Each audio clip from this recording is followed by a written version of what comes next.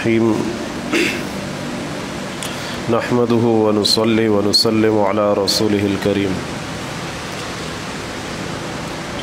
امام ربانی مجدد الفسانی رحمۃ اللہ علیہ کے مکتوبات شب جمعہ کو یہاں پڑھ کر سنائے جاتے ہیں، اور سالکین کے لیے یعنی جو لوگ اللہ تعالیٰ کے راستے پر چل رہے ہیں، جو اللہ سے تعلق بنانا چاہتے ہیں، اللہ تعالیٰ سے دوستی کرنا چاہتے ہیں، ان کے لیے ان کے مکتوبات میں بڑی رہنمائی موجود ہے۔ تو مکتوب نمبر 84 دفتر سوم،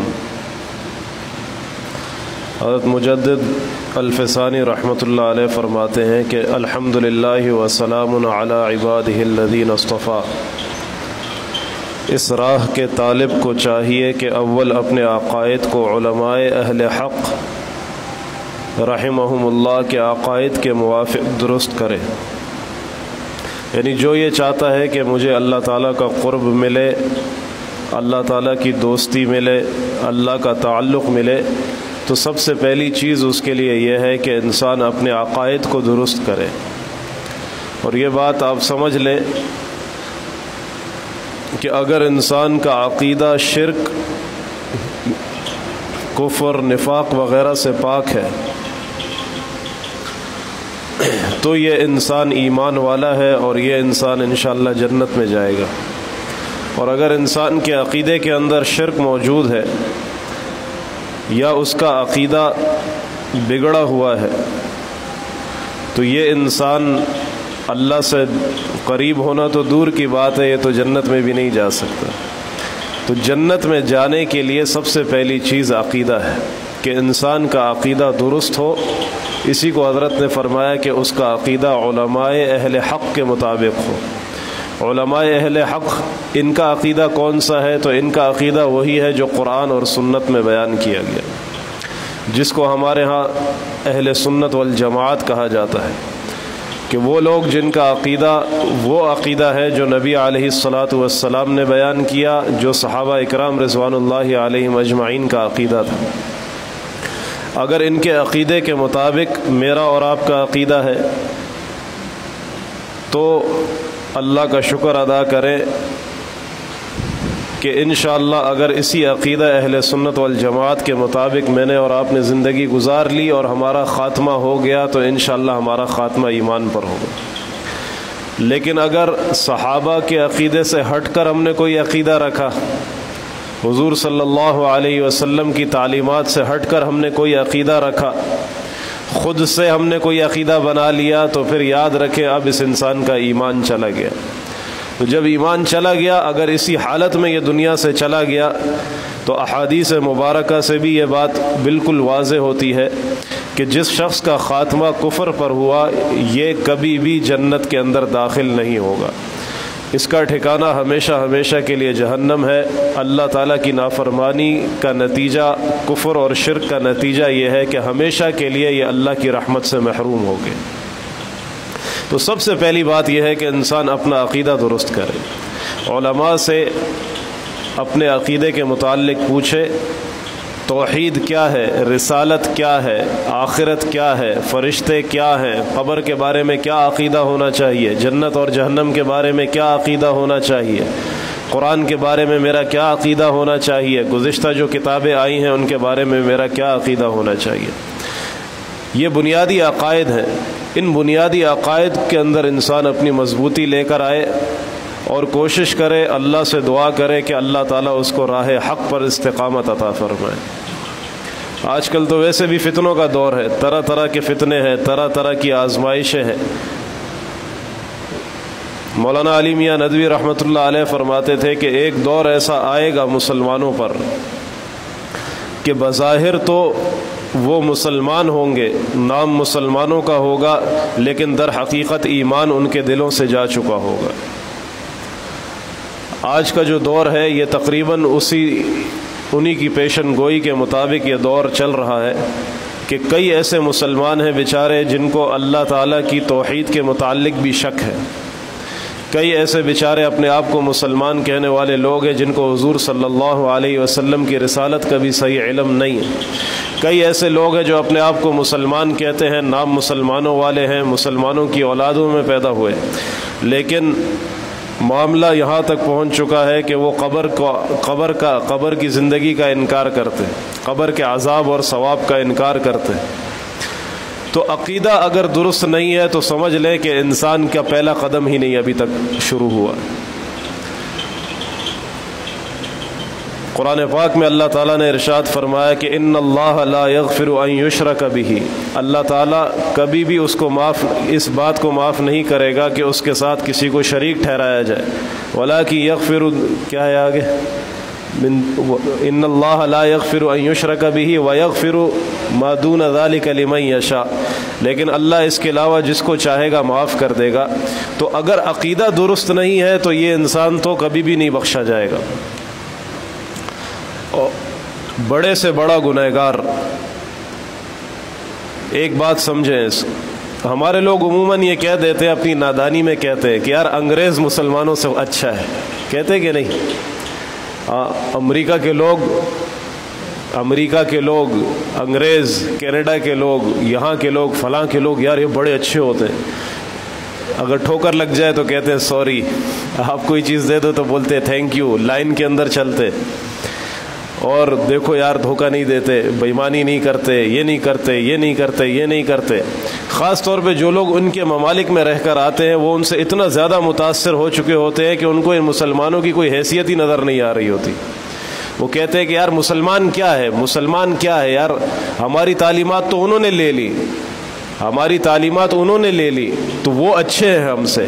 یہ جملہ آپ یاد رکھیے گا، یہ انتہائی گھٹیا جملہ ہے، انتہائی گھٹیا جملہ ہے۔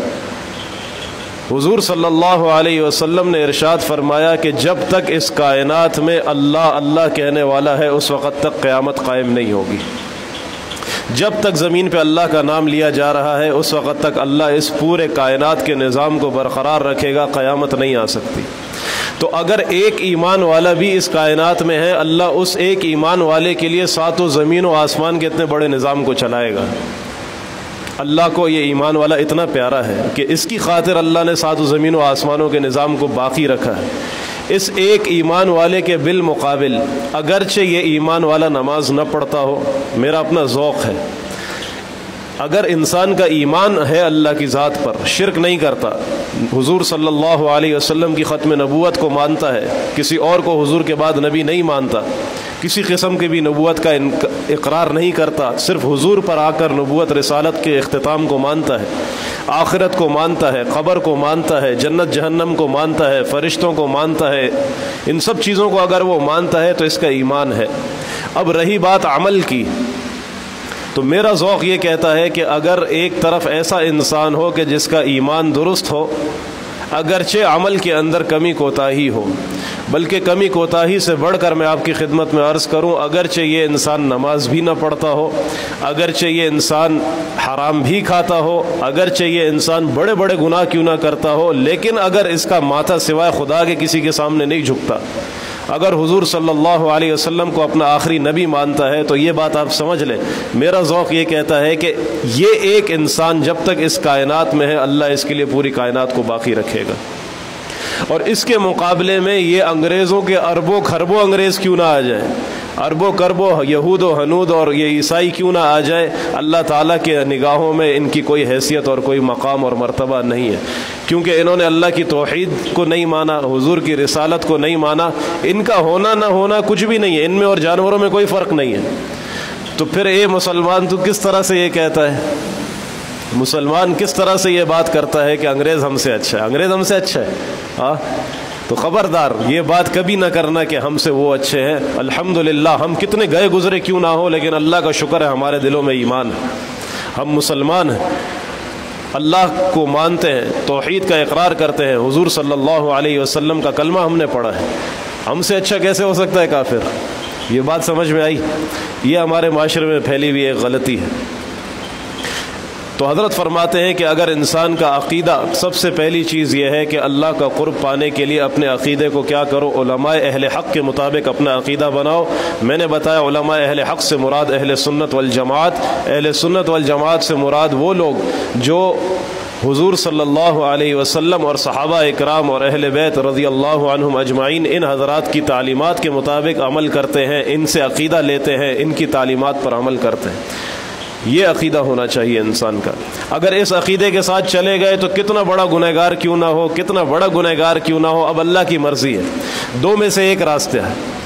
अगर इंसान अल्लाह की नाफरमानी करके इस दुनिया से चला गया लेकिन ख़ात्मा उसका ईमान पर हुआ, तो अब अगर अल्लाह चाहेगा तो उसके गुनाह के बक़दर उसको सज़ा देगा। ये हो गया अल्लाह का अदल, ये हो गया इंसाफ। और अगर अल्लाह चाहेगा तो अल्लाह ताला अपनी रहमत से ज़िंदगी भर के गुनाहों को माफ़ कर देगा। ये हदीस मुबारक से सही रिवायात से ये बात साबित है। जनाब नबी करीम सल्लल्लाहु अलैहि वसल्लम ने इरशाद फरमाया कि कल क़यामत के दिन एक शख्स अल्लाह के दरबार में हाजिर होगा। जब उसका नाम अमल उसके सामने पेश किया जाएगा तो उसमें गुनाह ही गुनाह होंगे। और कल क़यामत के दिन अल्लाह ताला इंसान के नाम अमल को तोलेंगे, उसके अमाल को तोलेंगे, अदल का तराजू लगाया जाएगा। जब इंसान के सारे गुनाह बाएं पलड़े में रखे जाएंगे तो वो देखेगा अपनी आंखों के सामने कि मेरे तो गुनाहों का अंबार है, ढेर है, हर तरफ गुनाह ही गुनाह है, नेकी है ही नहीं। अब जब वो एक तरफ देख रहा है कि नेकी का पलड़ा खाली है, दूसरी तरफ गुनाहों का पलड़ा वो बिल्कुल झुक चुका है, इसको यकीन हो जाएगा कि मैं जहन्नम में जाने वाला हूँ। यकीन होगा कि मैं अब जहन्नम में जाऊँगा, बचने की कोई राह नहीं है। अल्लाह ताला फरमाएंगे कि ए बंदे, तेरी एक नेकी हमारे पास है। वो कहेगा या अल्लाह, ये इतने बड़े बड़े गुनाह, ये पहाड़ों के बराबर गुनाह, 60-70 साल के गुनाह, आज तो हमें नहीं पता चलती है बात। हम तो गुनाह पे गुनाह करते हैं। अल्लाह माफ़ करे, अल्लाह हमारे हाल पे रहम करे। हमारी ज़िंदगियाँ तो बिल्कुल अजीब गुजर रही हैं, अजीब हालात से हम गुज़र रहे हैं। और ये दौर भी इसी तरह है। निगाहों का गुनाह, ज़बान का गुनाह, कान का गुनाह, दिल का गुनाह, हाथ का गुनाह, पैर का गुनाह, ख्यालात का गुनाह। कौन सा ऐसा कदम है आज मुसलमान के जिस कदम पर जो है ना वो गुनाह ना कर रहा हो, इल्ला ये कि अल्लाह किसी के हाल पे रहम कर दे, इल्ला ये कि किसी को अल्लाह वालों की सोहबत मिल जाए, इल्ला ये कि अल्लाह ताला का फ़ज़ल किसी पर मुतवज्जे हो, अल्लाह उसको अपनी इस्लाह की फ़िक्र अता फरमा दे। वरना अक्सर मुसलमान इसी तरह है कि उस बेचारे की ज़िंदगी पूरी गुनाहों में डूबी है। तो जब ये मुसलमान देखेगा कि मेरे तो गुनाहों का पलड़ा इतना भारी है, इतने बड़े बड़े गुनाह है, ये अल्लाह से कहेगा कि या अल्लाह ये एक नेकी क्या करेगी, ये एक नेकी से मेरा क्या बनेगा। अल्लाह ताला फरमाएंगे कि ना, आज का दिन अदल का दिन है, आज हम अदल करेंगे। तो एक मामला अल्लाह के अदल का है, आज हम अदल करेंगे। जब तुम्हारे गुनाहों को लाए हैं तो तुम्हारी नेकी को भी लाया जाएगा। तो आप सल्लल्लाहु अलैहि वसल्लम ने इरशाद फरमाया कि एक छोटी सी पर्ची आएगी। अब ये पर्ची को जब देखेगा तो आप खुद अंदाज़ा लगा लें कि एक तरफ पहाड़ है और एक तरफ पर्ची है। उस पर्ची को लाकर दाएं पलड़े में, उसकी नेकियों के पलड़े में लाकर रख दिया जाएगा। तो हुज़ूर सल्लल्लाहु अलैहि वसल्लम ने इरशाद फरमाया कि जब दाएं पलड़े में, नेकियों के पलड़े में उस पर्ची को रखा जाएगा तो नेकियों का पलड़ा झुक जाएगा, गुनाहों का पलड़ा हल्का हो जाएगा। और जिसकी नेकियों का पलड़ा झुक गया, फमन सक़ुलत मवाज़ीन हुआ है ना, कि जिसकी नेकियों का पलड़ा झुक गया तो बस फिर वो कामयाब हो गया, जन्नत का फैसला उसके लिए हो गया। अल्लाह हम सबको नसीब फरमाए। तो वो बंदा, आज तो मैं बयान कर रहा हूँ मैं आपको, लेकिन समझा नहीं सकता कि उस बंदे के ऊपर कितनी खुशी गुजरेगी, उसकी क्या हालत होगी। अभी देख रहा था कि मैं जा रहा हूँ जहन्नम में, अभी देख रहा था कि यार उधर आग तैयार है, अभी देख रहा था कि बस पिटाई का टाइम आ गया, बिल्कुल फंस चुका हूँ, और एकदम देखा तो बस वो तो, मैं अपनी इस्तिलाह में अगर कहूँ ना तो खुशी से नाचेगा मैदान हशर में। हाँ, खुशी से वो नाचेगा मैदान हशर में। अब वो अल्लाह से पूछेगा कि या अल्लाह, ये मेरी ऐसी कौन सी नेकी है, ऐसा मैंने क्या किया था कि आपने जो है ना मेरी ज़िंदगी भर के गुनाहों को बख्श दिया, उस नेकी के बदले में वो नेकी का मुकाबला नहीं कर सके। अल्लाह ताला फरमाएंगे कि ए बंदे, तूने एक मरतबा कहा था, सच्चे दिल से कहा था कि ला इलाहा इल्लल्लाह, बस ये तेरा वो कलमा है जो तूने इखलास से पढ़ा था, हमने इसको महफूज करके रखा है। आज इस कलमे की बरकत से हमने तेरी ज़िंदगी के सारे गुनाहों को माफ़ कर दिया, जा जन्नत में चला जा। और अहादीस में यहाँ भी एक बात आती है, कल क़यामत का दिन तो बड़ा अजीब दिन है। हाँ, अल्लाह हम सब के हाल पर रहम करे। हम इस दुनिया में इतना घुस गए, इतना घुस गए, इतना घुस गए कि हम आखिरत की ज़िंदगी को बिल्कुल भूल चुके हैं। آج آخرت کی بات کرنا، قبر کی بات کرنا، جنت کی بات کرنا، ہمیں ایسا لگتا ہے پتہ نہیں کس دنیا کی، کس جہاں کی باتیں ہو رہی ہیں۔ دنیا کی محبت دلوں میں ہمارے گھس چکی ہے، آخرت کی پرواہ نہیں رہی۔ تو اللہ ہمارے حال پہ بہرحال رحم کرے۔ جب قیامت کا دن آئے گا، کیسا دن ہوگا، کیسا ہولناک دن ہوگا، اللہ ہم سب کی حفاظت کرے۔ تو یہ بھی روایات میں ملتا ہے کہ ایک شخص ایسا بھی آئے گا اللہ کے سامنے۔ تو عرض کر رہا تھا کہ حضور صلی اللہ علیہ وسلم نے ارشاد فرمایا، اللہ تعالیٰ کی 100 رحمتیں ہیں، 100 رحمتوں میں سے ایک رحمت اللہ تعالیٰ نے زمین پر اتاری ہے، 99 رحمتیں اللہ کے پاس ہیں۔ یہ حضور صلی اللہ علیہ وسلم نے سمجھانے کے لیے بات ارشاد فرمائی۔ اس ایک رحمت کو جو اللہ نے زمین پر اتارا ہے، اس کا اثر یہ ہے کہ ماں اپنے بچے سے محبت کرتی ہے، میاں بیوی میں آپس میں محبت ہوتی ہے، رشتہ داروں میں آپس میں محبت ہوتی ہے، دوستوں یاروں میں محبت ہوتی ہے۔ تو آپ ذرا سوچیں کہ جب سے دنیا بنی اس وقت سے لے کر قیامت تک یہ وہی ایک رحمت ہے کہ جس کا حصہ کسی ایک ماں کے حصے میں آیا ہوگا۔ اس ایک رحمت کو کتنی بار آپ اس کو ڈیوائیڈ کرتے جاؤ، تقسیم کرتے جاؤ، نہ جانے خربواں حصہ کسی ایک ماں کے حصے میں آیا ہوگا۔ اور اس رحمت کا اثر اور نتیجہ یہ ہے کہ آپ دیکھ لو کہ پوری رات اپنی گود ماں جو ہے اپنی گود میں بچے کو لے کر بیٹھی رہتی ہے۔ کیسا پیار کرتی ہے ماں اپنے بچے سے نا۔ پھر آپ صلی اللہ علیہ وسلم نے فرمایا کہ لیکن 99 رحمتیں اللہ کے پاس ہے، اللہ تعالیٰ کل قیامت کے دن 99 رحمتوں کا مظاہرہ فرمائیں گے۔ تو ایک رحمت کا یہ اثر ہے۔ تو اسی لیے احادیث میں آتا ہے کہ جب اللہ تعالیٰ کی رحمت کا معاملہ، لیکن یہ رحمت کس کے لیے ہوگی؟ ایمان والوں کے لیے ہوگی۔ اور ایمان والوں میں بھی آگے بتاؤں خصوصاً حضور صلی اللہ علیہ وسلم کے امتیوں کے لیے ہوگی۔ حضور کے امتیوں کی عجیب شان ہوگی کل قیامت کے دن۔ جب حضور کے امتی آئیں گے قیامت کے دن تو یہ ایک نرالی شان سے آئیں گے، ان کے وضو کے اعضاء چمکتے ہوں گے۔ حضور صلی اللہ علیہ وسلم نے فرمایا کہ میں اپنی امت کو، صحابہ نے پوچھا یا رسول اللہ قیامت کے دن تو بڑی عوام ہوگی، بڑا مجمع ہوگا، آپ سوچو اولین و آخرین میدان میں جمع ہوں گے، تو آپ اپنی امت کو کس طرح پہچانیں گے کہ یہ میرا امتی ہے؟ حضور صلی اللہ علیہ وسلم نے فرمایا کہ میں اپنی امتیوں کو وضو کے اعضاء سے پہچانوں گا، کہ جو وضو کرتے تھے ان کے اعضاء چمکتے ہوں گے، میں دیکھوں گا مجھے پتہ چل جائے گا میرا امتی آ رہا ہے۔ عجیب شان ہوگی حضور کی امت کی۔ تو روایات میں آتا ہے کہ جب اللہ تعالیٰ اپنی رحمتوں کا اظہار فرمائے گا قیامت کے دن تو کافر کو بھی امید لگ جائے گی کہ آج میں بھی بخشا جاؤں گا، آج میں بھی بخشا جاؤں گا، ہمارا بھی کام بن جائے گا۔ لیکن کافر پر اللہ تعالیٰ کی رحمت کے دروازے ہمیشہ کے لیے بند ہیں، ہمیشہ کے لیے بند۔ تو میں عرض یہ کر رہا تھا کہ ایک شخص ایسا بھی آئے گا، روایات سے معلوم ہوتا ہے کہ جب اس کا حساب کتاب شروع ہوگا تو عموماً تو ترتیب یہ ہوگی حساب کتاب کی کہ جب کسی کا نام عمل کھلے گا تو ساری انسانیت دیکھے گی، جنات بھی ہوں گے، انسان بھی ہوں گے، نام عمل کھلے گا، فلانا کام کیا، فلانی جگہ گیا، یہ کیا، یہ کیا، یہ کیا، سب لوگ دیکھ رہے ہوں گے۔ لیکن کچھ خوش نصیب ایسے ہوں گے کہ جب ان کا حساب کتاب شروع ہوگا تو ان کے اور لوگوں کے درمیان میں پردہ آ جائے گا، اللہ تعالیٰ چادر ڈال دیں گے۔ تو آپ صلی اللہ علیہ وسلم نے ارشاد فرمایا کہ اس بندے کا جب گناہ اس کو دکھایا جائے گا کہ بتا بندے تو نے یہ گناہ کیا، تو وہ کہے گا کہ نہیں یہ میں نے نہیں کیا، انکار کر دے گا۔ انسان تو اس طرح ہے نا۔ پھر اللہ تعالیٰ کی طرف سے دوسرا گناہ دکھایا جائے گا، تو نے یہ گناہ کیا، وہ بولے گا نہیں یہ بھی میں نے نہیں کیا۔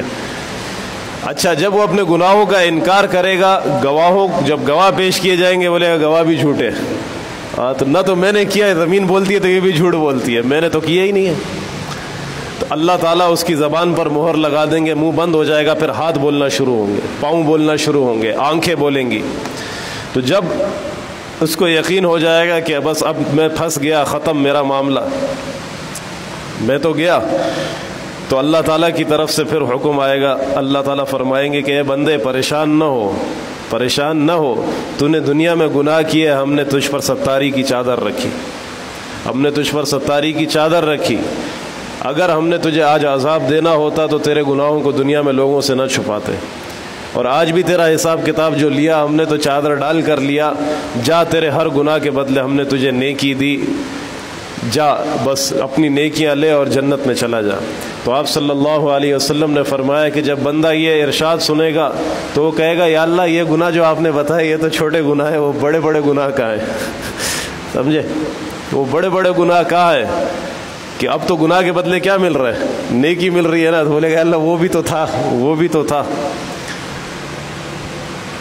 تو بہرحال اللہ تعالیٰ رحمان ہے، رحیم ہے، گناہ گاروں کو اللہ معاف کریں گے اپنی رحمت سے، اور اگر چاہیں گے تو اس کے گناہ کے بقدر اس کو عذاب ملے گا، لیکن بالآخر یہ جائے گا جنت میں، یہ جنت میں جائے گا۔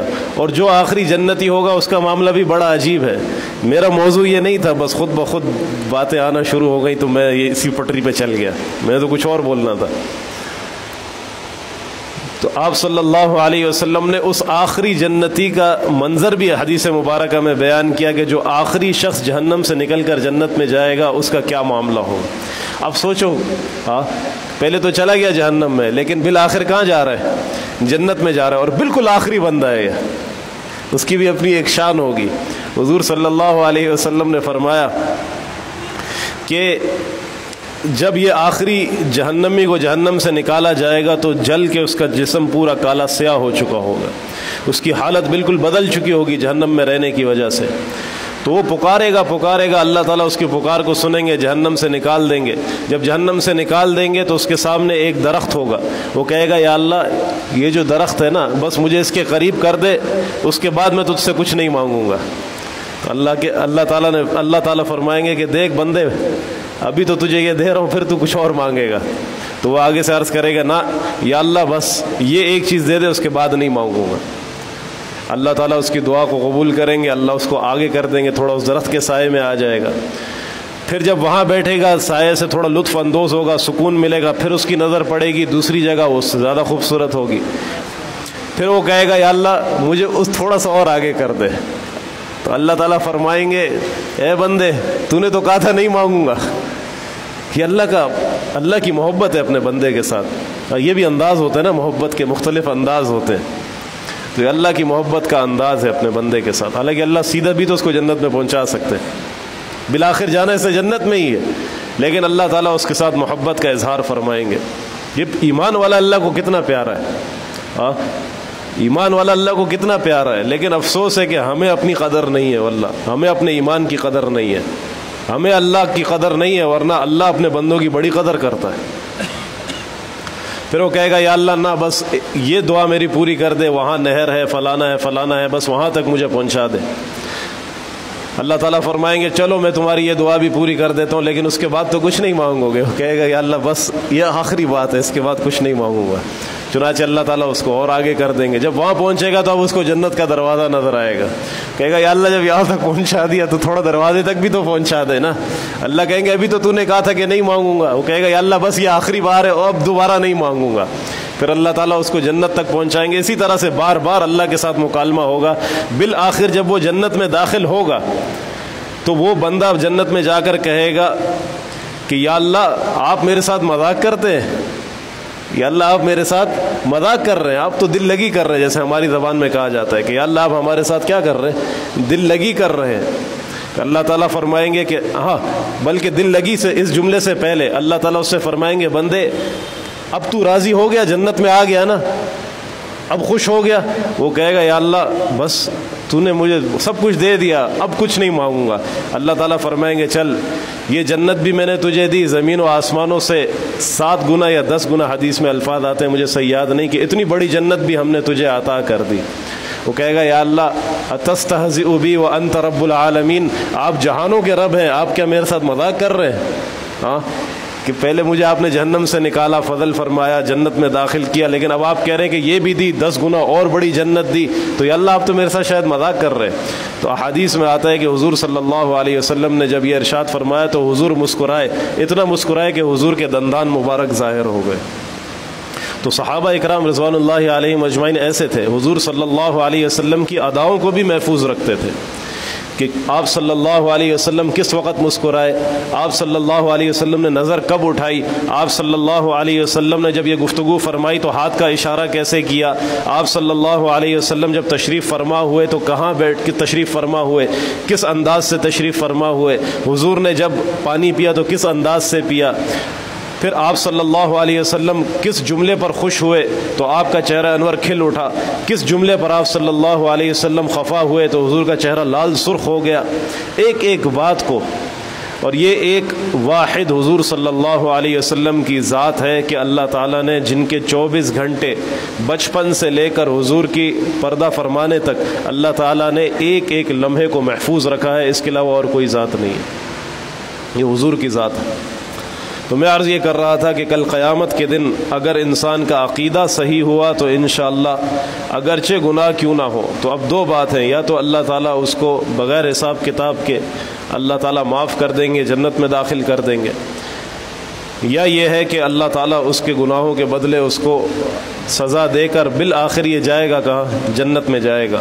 تو پہلی شرط فرماتے اس راہ کے طالب کو چاہیے کہ اول اپنے عقائد کو علماء اہل حق رحمہم اللہ کے عقائد کے موافق درست کرے، پھر آگے فرماتے ہیں پھر فقہ کے ضروری احکام کا علم حاصل کرے اور اس کے مطابق عمل کرنے کے بعد اپنے تمام اوقات کو ذکر الہی میں مصروف رکھے، بشرط یہ کہ اس ذکر کو کسی شیخ کامل و مکمل سے اخذ کیا ہو، کیونکہ ناقص سے کامل نہیں ہو سکتا۔ بڑے عجیب الفاظ ہیں حضرت کے، عجیب الفاظ ہیں واللہ۔ اب ایک ایک بات کی اگر تشریح انسان شروع کر دے تو بہت لمبی بات ہو جائے گی، ہم چونکہ وقت زیادہ نہیں لیتے، شب جمعہ ہے، آپ حضرات کی بھی مصروفیات ہوں گی، تو بس اتنی بات میرے خیال میں آج کے لیے کافی ہے کہ سب سے پہلا کام کیا کرنا ہے، سب سے اہم کام یہ ہے کہ انسان کا عقیدہ درست ہو، اہل سنت والجماعت کے عقائد کے مطابق اس کا عقیدہ ہو، ان علماء سے پوچھے کہ اصل عقیدہ ہے کیا، عقیدے کی اصل توحید کیا ہے، رسالت کیا ہے، حشر کیا ہے، قیامت کیا ہے۔ اور اب تو کتابیں بھی ملتی ہیں، کسی عالم دین سے مشورہ کر کے کوئی اچھی کتاب لے کے انسان مطالعہ کرے تاکہ جنت کا ٹکٹ تو ملے نا، پہلے جنت میں داخلے کی اس کو اجازت تو مل جائے، بعد میں پھر انسان کے اعمال ہیں، کون سی چیز فرض ہے، کون سی چیز واجب ہے، کون سی چیز سنت ہے، کس طرح سے کرنا ہے، پھر اس کے لیے تو انشاءاللہ انسان محنت کرتا رہے، آہستہ آہستہ آہستہ چلتا رہے، گناہوں سے اپنے آپ کو بچاتا رہے۔ اللہ تعالی ہم سب کو عمل کرنے کی توفیق عطا فرمائے۔ چونکہ وقت زیادہ ہو گیا لہذا بس اس پہ میں اپنی بات کو ختم کرتا ہوں۔ اللہ تعالی ہم سب کو عمل کرنے کی توفیق عطا فرمائے۔ اچھا، جو ہمارے طلباء حضرات ہیں یا ہمارے حضرت صاحب کے جو ساتھی وغیرہ وہ بیٹھ جائیں، باقیوں کو پھر اجازت ہے جانے کی۔ جزاک اللہ خیر۔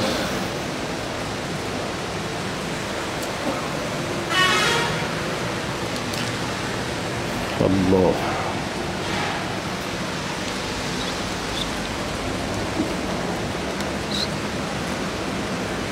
اس کو بند کر دو۔